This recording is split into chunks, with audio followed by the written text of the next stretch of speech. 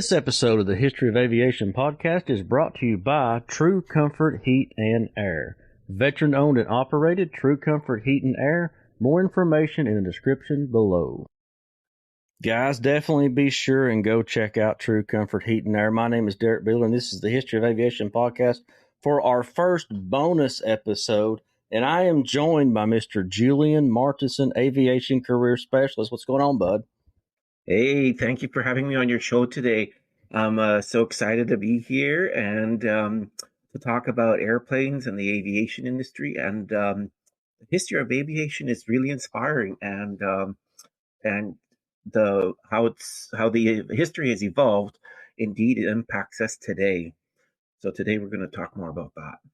It absolutely does. And boy, do we have a good first bonus episode here, I tell you. I've been excited about it all week.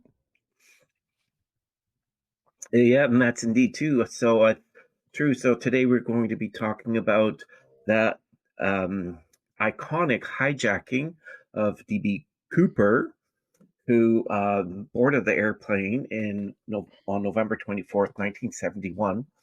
And he boarded the airplane, and he has that iconic look with glasses and smoking a cigarette when we could still smoke on the airplane. Drinking the whiskey. Today that's not allowed. Right. And the whiskey part's still allowed, I think. Yeah, this is true. This is true. Sometimes I still drink whiskey on the airplane, but then I think about D.B. Cooper. There you go. Get you a parachute and go jump. But he was very tenacious and came very well prepared with a little note for the flight attendant, and passed it on and said, well, I made a bomb. And in those days, of course, security wasn't that rigid. And so they've changed a lot the protocols for boarding an airplane. But I did not read in my notes that between 1970 and 1972, there was a total of 328 hijackings. And since that episode, since the D.B. Cooper hijacking, because of the change in laws, that has significantly dropped. But enough about that. Let's start with the bit narration about the story of D.B. Cooper and how did it start. So, Derrick, can you tell us a little bit about that? Yeah. So first off, let's go about. So the flight is 305. Northwest Orient Airlines, and the plane is a 727-100, which actually we just covered on episode number 50 of the History of Aviation podcast. We covered that particular plane, and we had flight attendant Allison on with us, who served on that plane, and she told us about how her airline actually obtained this actual airplane that the D.B. Cooper incident happened in. So the guy walks in, or the guy boards the plane, rather, and he's got this briefcase with this apparatus in it of wires and red sticks, and says, hey, this is an explosive device, right? Yeah, that's what the flight attendants saw. Yeah, absolutely. So he demands $200,000 in cash, 4 parachutes, a fuel truck standing by to fuel the plane up so it can take off again. Yeah, so the money was handed to him in a briefcase, and he had 4 parachutes. And so the idea is that they were not sure if he had any accomplices on board. And so the idea was that maybe there's possibly 4 hijackers, or he was going to take some of the other passengers with him and jump out of the plane. And this is the reason why they asked for parachutes. Now it's possible that they tinkered with the parachutes to make them not open up, or that they were not correct, and so there's still a debate about that. But so he had the 4 parachutes, and but I don't know how he was able to identify the ones that he was going to jump with, because there was military parachutes and private air parachutes for skydiving. And honestly, I don't know the difference, but maybe D.B. Cooper was able to identify how the air parachutes were folded, and so forth. Yeah, um, so they were flying, and then they asked to. He asked for this money, and they came on board with this suitcase and the parachutes, and then they took off again. Did they not? Correct. Yeah. And So yeah. mhm. So I mean Well, go ahead. that was a completely planned by him. So I mean, you think about the 4 parachutes. So obviously, he wanted to check those parachutes. He wanted 4 to make sure one of them was good to jump with. He supposedly takes the money and straps it to his chest and jumps out the aft staff doors. Yeah. So the aft of that aircraft had a staircase that would go down. Correct. And by pushing a button or something, which no longer exists. Yeah, the aft staircase would go down, right. And this is how passengers were able to plane and deplane. And so during the flight, um, he ordered the stewardess and the captain to stay in the plane, and he lowered the staircase, and he waited and waited, and then at some point he took his precious cargo, his money, right. and his parachutes, and jumped out of the airplane. But the real question is, did he actually survive the jump? And so now I know this is a point of the debate for many people, but perhaps Derrick, you could explain me your point of view, and if there's anybody else that may have another point of view on if he actually survived.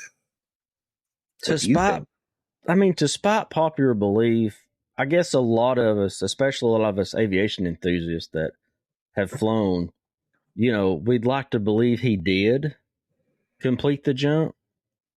And that's just kind of like a fantasy thing, like where, we'll talk later about D.B.Cooper Festival and all that, but it's kind of a thing where, you would like to think that he completed the jump and landed and got away scot-free with the money. But they never found the body. So that's they never found the parachutes. They never found the body. They did find the money. It was in 1980, correct? They found I believe they just found a portion of the money. A portion of the money, correct. And yes. It was, the theory is that when he jumped, they were able to establish the flight plan of the aircraft. And then he jumped, and I'm not familiar with the terrain over that area. It could have been bush or trees or somewhat. Yeah, it's straight up forest in that area. Very Canada-like where you're from. Yeah. So he fell into the trees. Then it's possible that he could have gotten stuck in the branches, and he was dangling there, and he wiggled his way down and dislodged the parachute. But I always have an iconic and idealistic view of my heroes in my stories, and that they always survive. And so, of course, I'm going with the gut feeling that if they did not find the body or any parachute or his bags, that he did survive, and he collected his things, and maybe he went to the road and got hitchhiked out of there, or he had an accomplice to meet and pick him up. So those are some theories. However, the money that was dropped followed the streamline, and they found it so many kilometers further. And so the theory is, how did that money get from that flight path to the location to where they found the money? And so the debate is, did the money get there by itself, or did D.B. Cooper walk and hide that money? And that money was found years later, partially decomposed. Correct. However, the police at the time was very smart, and they gave D.B. Cooper registered notes. And so those notes, the numbers on those notes were numbered, and they were distributed throughout the casinos and the banks. So if you're seeing these notes, they correspond with D.B. Cooper. And so the banknotes that they did find in the at that location had the numbers that corresponded to the matching numbers, right? Exactly. Yeah. And so the FBI did a big investigation, and it went on years and years and years, and they collected the DNA of they collected his tie. So he jumped, but he left his tie and the tie clip on the aircraft, and so there was DNA on that tie, and so from that they were able to establish the DNA of D.B. Cooper, and he also had DNA on his cigarette butts and on the plastic cup that he used. Right. But they weren't able to retrieve the glass cup because there was just lost with too many others. So that was not a good lead. However, they did find the DNA, and file stayed open for many, many, many years, and it was a mystery that that haunted the aviation industry for a very long time. Yeah, absolutely it did. And let's dive into what this particular episode's about. So how did this event and this hijacking in this case, whatever you want to call it, however you want to view it, whether he completed the jump or didn't complete the jump, how did this change aviation security? How did this change airline security? Well, there's lots of changes that came into place since that incident. So they were able to tell the vulnerability of commercial flights, and the incident highlighted how easily a determined individual can exploit the vulnerabilities in the commercial aviation industry and hijack a plane. And so, as I mentioned, walk right on. In the early 70s, hijackings were very common. And so from my experience, there was a special, there's a word that they use among flight attendants to communicate with the captain to indicate that there's a hijacking going on. And so these types of protocols have been put in place. In addition, there's the need for passenger screening. And so prior to the Cooper hijacking, there was minimal security checks for passengers boarding domestic and international flights. But since then, the screening for passengers has become more rigid to detect weapons and explosive devices. And thirdly, there's been crew training for hijacking scenarios and how to manage hijackers, how to appease them, and how to finally safeguard the interests of the passengers as well as the equipment, and finally the crew, the flight crew. And there's many changes that happen in the industry. So we mentioned the passenger screening. And we also talk about the Cooper vanes. So this is a special device that makes it impossible to open the aft staircase in flight, ensuring that a hijacker cannot repeat Cooper's method to escape the airplane. Right. And they also strengthened cockpit security. So the cockpit door is now locked with a delay device, and there's a protocol to call the cockpit before by the flight director. And finally, they have air marshals program also came on board to enforce the laws of flight. And so you'll see some air marshals on board the aircraft equipped with guns, but not on all airplanes. And since the D.B. Cooper hijacking, we have seen a reduction in hijackings and improved security screening on both international and domestic aviation security. And so these are all benefits that happen because of the D.B. Cooper hijacking.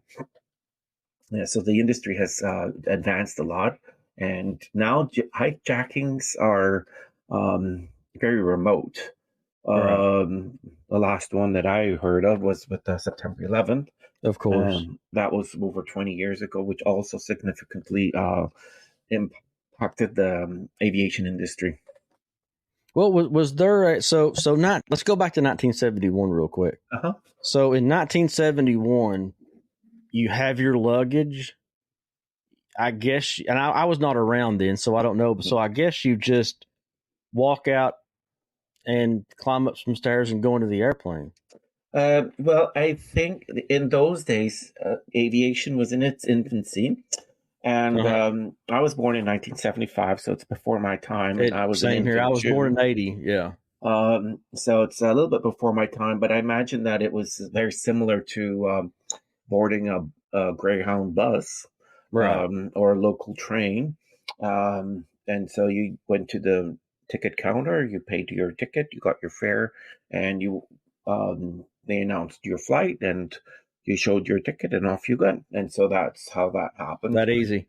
Yeah, and so I don't think at that time they even had jetways. So you would have to go outside, walk across the tarmac, and then board the aircraft through um, a mobile staircase. So jetways weren't invented then, and so that's how it went. And so it was much more casual and accessible, and so these incidences were much easier to happen. Right. And also, they had incidences of stowaways where people would board the aircraft illegally and hide in the bathroom or in the lavatory. And then all of a sudden, in flight, this additional passenger appears. But that's enough That's no good.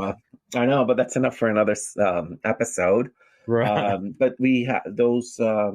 That's how the industry was in those days. But now everything has to be checked and cross-checked, and so when you're bored, your list has to correspond with a no-fly list. So if you're on the no-fly list, you cannot Right. board an airplane. And what we do see are a lot of increases in passenger conflicts and passengers getting angry on board the airplane Oh yeah. and Of course. fighting over masks and fighting for a seat. And so we do see those things. And as a result of that, many passengers have been banned from flying the airplane. And so that list has to then be, so every time people board, if your passport does not correspond with, if your name is not on that no-fly list, then you're able to board the airplane. So those are other protocols that have been put in place in order to ensure the safety of passengers and the flight. There's so much at risk when there's a flight because you're Oh yeah. dealing with the lives Absolutely. of people Yep. in a very tight space. People are not always comfortable sitting so close together, and the airplane moves at very fast speeds at altitudes that are not made for human survival. So there's lots of things that can go wrong. And so in order to ensure this, a lot of safety protocols have been put in place for that. So I mean, do you know? So in 1971, when the D.B.Cooper incident took place, so now you know what we're what 2 hours. We need to get to the airport 2 hours, maybe more Yeah, for before. So yeah, what was it back then? I mean, could you just show up 10 minutes before your flight, just get on the what? plane? Well, I know for sure, but I'm sure that half an hour, 20 minutes before your flight, people could possibly buy tickets and board their flight. There's a lot of, so with passengers, there's two types. There's the traveling vacation passenger, which typically buys their tickets well in advance. But Right. the business traveler in those days, they would buy their tickets last minute and often change itineraries last minute or cancel. So it was very common for a business traveler to arrive to an airplane and say, "Okay, one flight for this destination," and they would go on that flight and fly to that destination for the afternoon or for the day or the week, and then come back home. So Yeah. so in the D.B. Cooper case, we want to make sure we let everybody know that he actually identified as Dan Cooper, not D.B. Cooper. That was later changed by a news outlet of some kind. So D.B. Cooper, as we know him now, boarded this plane looking like a business traveler. Because back then, now we get on planes in flip-flops and shorts and a T-shirt and we look like a bum. Back then, when people traveled, they dressed much more nicer. They, I'm not throwing off on us now, but what I'm saying is it's so much more casual now than it was back then when people, I remember my grandfather talking about putting a suit on to eat supper. So, things were a little bit different there as far, I guess that would be culturally. That would be the culture, but it was all the era. People just had more finesse and dress etiquette was more enforced. Right. And so flying itself was for the elite. And yes, people identified with flying as an experience exclusive to the elite, and so therefore they would dress to the occasion to participate in the flight experience. In those days, also was the golden age of aviation, and airplanes competed with cruise ships, and that was very much a lifestyle of the elite. And you had to wear dresses and suits and a tie, and they were all dressed up. And it's still a little bit like that in business class, but in economy, the dress code is very much more relaxed. So things have changed a lot over the last 40 years. And now we're just chomping onto an airplane in our Jimmy Buffett flip flops and swimming trunks, ready to go to the beach, right? Yeah, but our whole society is like that too now. So it used to be when I was a flight attendant, flight attendants had to do deadheading. So be on an airplane, but for business, but you're not working the flight. And this you had to dress business casual. And recently, the dress code, for example, with Air Canada was leggings were allowed for females. And I'm like, that's like yoga wear. So that was socially appropriate for flight attendants. So the flight attendant crew deadheading on a flight did not necessarily have to wear a pants or a dress. Now they can wear leggings.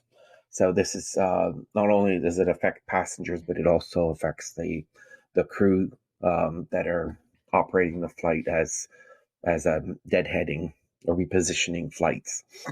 So it affects that as well. So, but I really like the class of flying when you board the airplane and you have a nice pressed shirt. Every time I board the airplane, I always make sure I put on a new shirt. Maybe not a suit, but I like to wear a shirt. No, I'm that guy. Yeah. I'm an American, Julian. I'm chomping up in my flip flops and my swim trunks and T-shirt. Well, you do your thing, and that's fair enough. We're going to the beach. Let's go. Right there, you are.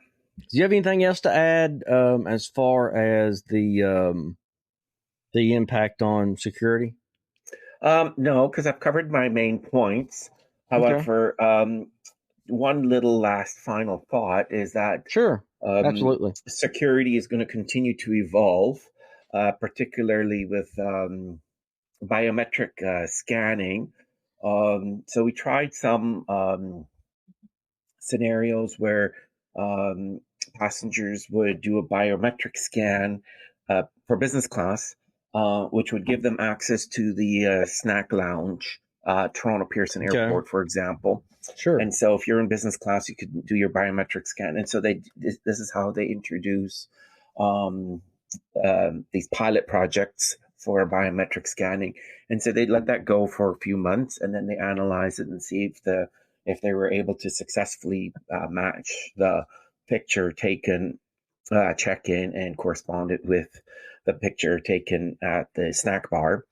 And then once that is successful, then they'll start doing that type of stuff on certain flights. It's maybe like domestic. And then after that, they'll introduce it throughout their for all the flights. So this is how security is changing, and so you're going to be taking a picture as you Now, check your bag in, and is that is that a is that a like for a frequent traveler? Is that like a pre-scan kind of deal, or am I um, confused here? at this time, I'm not aware if the computer will retain your image over several months, or if your image uh, is solely used for that specific day. So there could be the possibility of both. Right. But they're Yeah. trying, just for privacy reasons, they're trying with these pilot projects that the image that they capture is exclusively for the day of travel and does not Gotcha. Okay. Yeah. stay into Absolutely. their database. But if you have biometric scanning, then you scan your image once. They at the security, they scan your face at boarding, and they'll know exactly who you are, and and so it makes the whole system much more efficient. However, the danger is that as the industry progresses to embrace more technology for passengers, it'll become more and more difficult to distinguish one airline from the other because processes have become so automated. So they buy the tickets online, they arrive to the airport, they check their own bag in, they put their own tag on, they go through the Right. biometric scanning, they go through there, they go through security, they board the airplane, and it's only by the time they get on the airplane that they actually see the flight attendant for the first time. And then it's, Okay. oh, today we've got an orange scarf or a red scarf or a blue scarf. And it's only at Right. that Yeah. point that the passenger really is able to distinguish one airline from another airline because everything else is completely automated. Uh, Right. so, so as airlines um, embrace more and more technology into their process, into their sales process, and into their boarding process, airlines will have to compete harder and harder in order to reinforce their brand in the minds of their passengers, because so much of the travel experience will be streamlined and automated. So there's advantages and disadvantages on the security, and so this is how it's going to go in the future.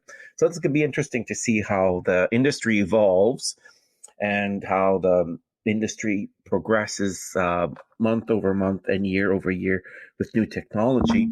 And it'll be interesting to see how passengers respond and if they're actually able to distinguish one travel experience from another travel experience, because it's going to be so similar. Definitely. And let's dive into my favorite part of the whole DB Cooper thing is the amount of information that is out there about DB Cooper. Media and lectures, movies. They made a Robert Duvall movie. The name escapes me of that movie. You know it? I think it was Uh, like the Hunt for DB Cooper or something like that. I'm not familiar with anything that, but I know that they made movies and that there's a festival for The D.B. festival. Cooper. That's what I want to dive into because I have seen Uh, videos of this festival, and this is in Vancouver, mm, Washington State. Um, it cracks me up, and then, not that I'm laughing or making fun of anybody, but you got guys that are dressed up like DB Cooper. There's a parade. There's a guest speaker. There's trivia nights. Everybody's drinking, having a good time, and it just cracks me up that these folks and that's the East Coast. That's on the West Coast. I'm on the East Coast, and I've never been to anything like that. But it fascinates me that every year these folks get together and they just have a big time, and they're dressed up, and there's actually reenactments. There's actually been reenactments of DBK, and it's just and it's a little bit different culture out there. As me and you have two different cultures as well. Me being from the southern United States, and you being from Canada, but the DB Cooper Fest just absolutely fascinates me. well, that's something to plan for the next round. and then you and I can go to Well, Vancouver, Washington, and dress we'll like D.B. go. Cooper. We'll get dressed up like D.B. Cooper. We'll head out there. But here's what's funny about that, and it has a lot to do with cultural differences. I'm in Tennessee. I'm in East Tennessee. Uh-huh. Every year, 4 to 5 times a year in different locations throughout the South is the Dukes of Hazzard Festival. Mm. So when you break, you know what Dukes of Hazzard is, right? Okay. So when you have the Dukes of Hazzard Festival, that's the car jumping, doing all this stuff. It's actually very similar in a way that's what I grew up with as a child watching on television. And I wanted to see the car jump and I wanted to see this and that. It's really the same kind of principle of any kind of festival you go to. It's something that people are remembering and they're actually preserving history.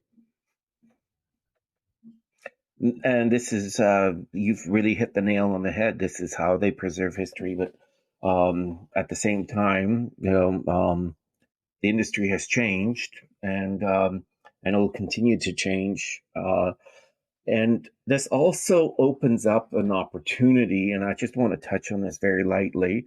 Absolutely. The opportunities for many career opportunities in the aviation industry, in the security Yes. sector, and technology development, biometric scanning, efficiency, robotics, all those types of programs are coming into the industry and making it more efficient.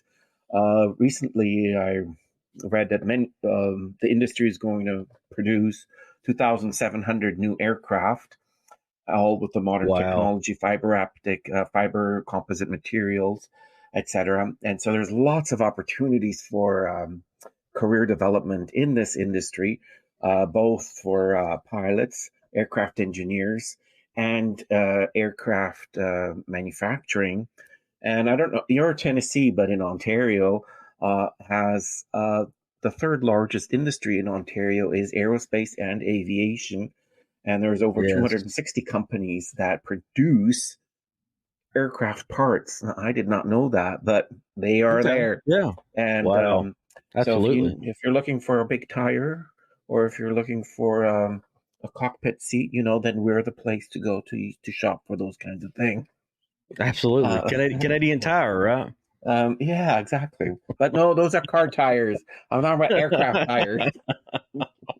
Yeah, so they're slightly different. So Exactly. Yeah. the industry is growing a lot, and so it's a great opportunity for young people to get on board, participate in an industry that is progressive, that's integrative, that is globally connected, and if you come with the good degrees and diplomas, you can get a very good salary out of the gate. So I highly encourage people to reach out to that if you want more information.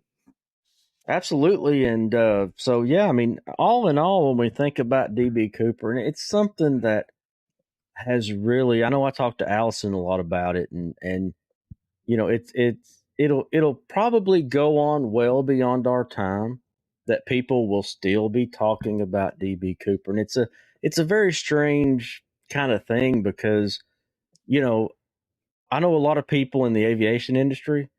Some people call him a hero. Some people call him a downright low down criminal. So, and to sum it all up, I think we'll never know if you made the jump successfully. Wouldn't you agree with that? Well, unless the FBI actually finds secure evidence, then no, we're not going to know. But um, I don't know. I have my gut feeling, and I idolize, um, people that do successful things. But I don't know if that's always correct.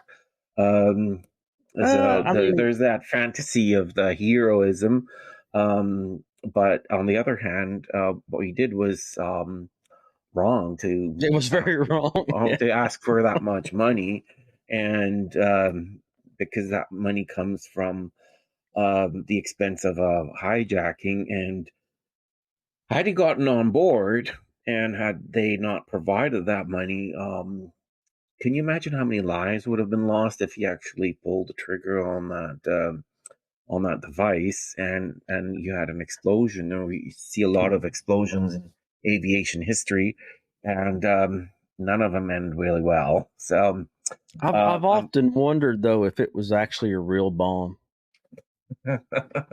Since we're being open on this podcast here, I've often wondered that. Maybe, and that's another thing. We'll never know. We'll never know. Speculate, Exactly. But I'm wondering but how many people would, cut PVC pipe and put, some red paint on it. Yeah, spray paint it with red and then fill it with cornstarch and wrap some wires around it and then say it's a bomb. I don't know how many people would do that. And True. I don't know anything about bombs. So I don't either. So don't ask me about that. No, there's no bombs here on the History of Aviation podcast.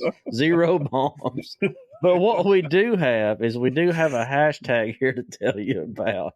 And it is the hashtag D.B.Cooper podcast. So if you head over to our Facebook page, which I'll find it here in just a second. So that is www.facebook.com/History of Aviation podcast. If you'll head over there, we've got a whole forum open where you can give your opinion on D.B. Cooper. Did he successfully make the jump? Who was he?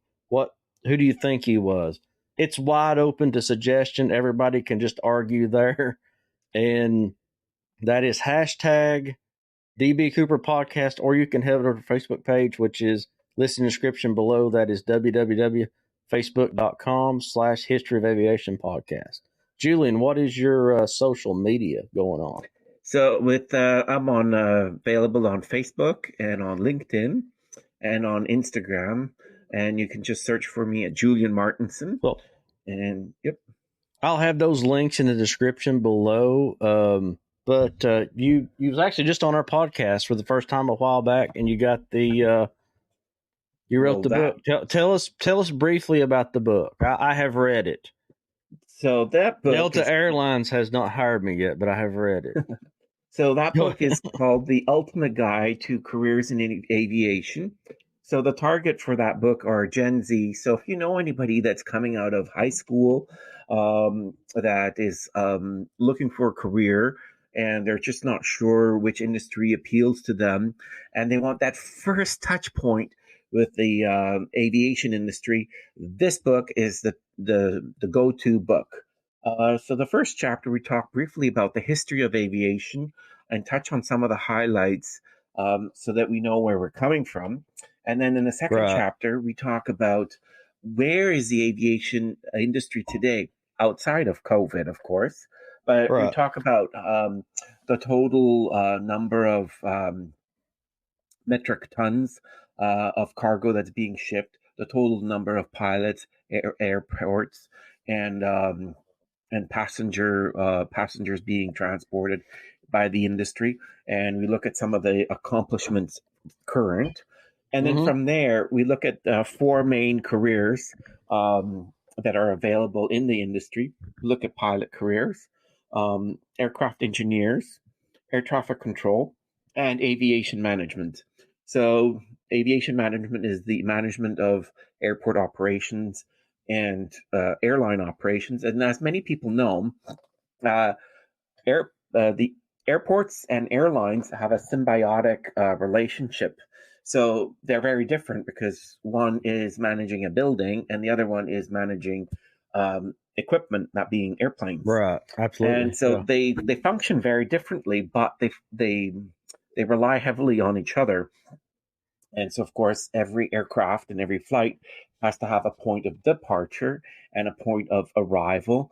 And so aviation management involves some questions about maximizing the profitability and the efficiency of the airline performance, and as well as the performance of the airport in terms of passenger flow efficiency and meeting the passengers' needs while they're in the airport itself. And then finally, the last chapter, we look at some job hunting skills, which include resume writing, networking, and interviewing skills. So it's the first touch point book for a young person that is open to exploring careers, and it's available on Amazon in both a soft cover and a digital cover. And aviation is a global industry, so anywhere in the world where you have access to Amazon, you're able to purchase this book. Absolutely. And I'll put all those links in the podcast below. Julien, our own David Rowe, I call him personally the aircraft encyclopedia. Have you been over to aerophile.com? Aerophile.com. Aerophile.com. It's up on the screen there. If you check that out, you will be lost in aircraft videos and photos like you would not believe. So we want to give a shout out to David Rowe, which is one of our normal co-hosts here when we do aircraft. He's got airfile.com. You could find it on, I'll put obviously the links in the description below, but it's everywhere. So be sure and check that out. And our other regular co-host for regular episodes is Mr. Dave Gorman. And as I like to call him, a man about town. So you can find Dave Gorman on Instagram. It's Dave Gorman. And on YouTube, Gormania Videos. All that stuff is in the link below.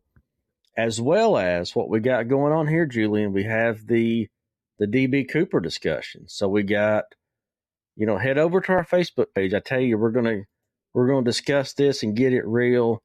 And that is www.facebook.com History of Aviation Podcast. So be sure and check all that out. I enjoyed it, Julien. Thank you. Likewise, and it's an honor and a pleasure to be on your podcast and to talk about aviation. And there's just nothing more than passions me in the world than airplanes. That's the same here for me. And then there's so many different aspects of it. I mean, we typically normally talk about aircraft, with David Rowe and Dave Gorman, my walking encyclopedias. And it's good. These bonus episodes are to branch out, and we got a 2-part series coming up about Howard Hughes, Amelia Earhart. What's some of the other things we got coming up in these bonus episodes? Oh, we're going to be talking about the legacy airlines and how they were started. So we're going to talk about Lufthansa, British Airways, and my favorite airline, of course, Air Canada. Air Canada. And how they were created and all of the challenges that they faced during the infancy of airline development, and how is it that the airlines grew to the size that they are now. And what's the interesting part in the industry is the emergence of low-cost carriers as well as ultra low-cost carriers. Let's not get into that. Yeah, but they exist. So true. Ultra low cost carriers. So in Canada we have airlines like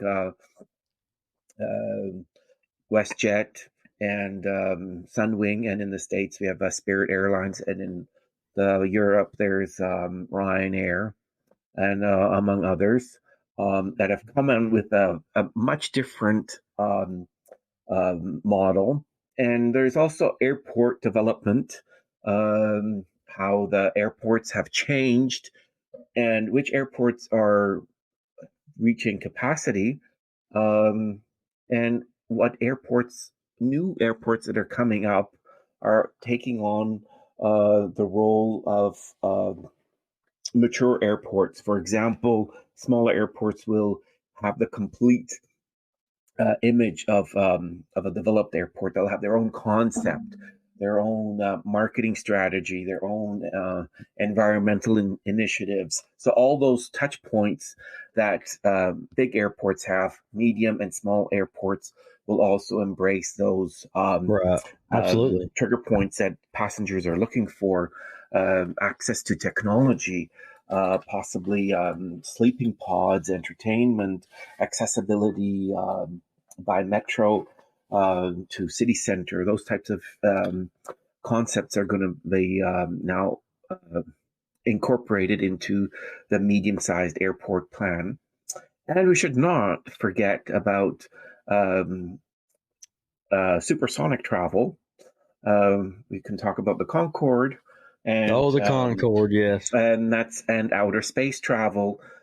people still have their tickling for those types of things as well. So we'll be putting episodes together for those types of topics.